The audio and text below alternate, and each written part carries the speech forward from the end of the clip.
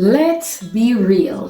Dating today is nothing like it was in the 70s and the 80s. Back then, love was handwritten letters, real commitment, and waiting by the phone. Now, it's emojis, ghosting, or swiping left or right. So what happened? Why did relationships change so much? And is dating today really better? Or did we lose something valuable along the way? Today, we are breaking it all down. What love was like back then versus now.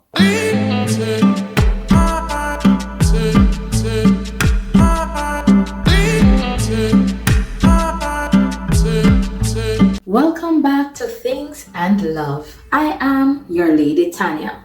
Have you ever heard your parents or your grandparents say relationships were so much better back in my day? You will probably roll your eyes, but listen, they might have had a point.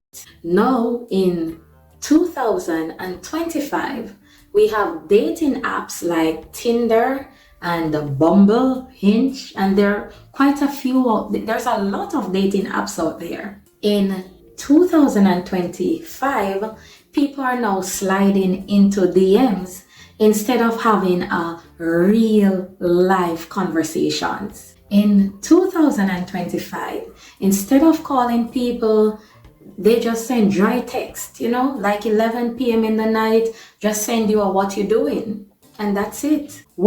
In 2025, there is so much instant gratification that people do not value the patience in love anymore. What have we lost? We have lost the deep emotional connection that comes from patience, effort, and truly getting to know someone. That is what we have lost. Okay guys, I need to hear from you. Do you think that relationships were better back in the day, or do you prefer the modern day of dating? Are we revolving in a good way, or did we lose something special along the way? Leave your comments in the comment section below. I want to hear from you. Let us have a discussion on the topic. If you enjoy this breakdown of relationships of then versus now, remember to like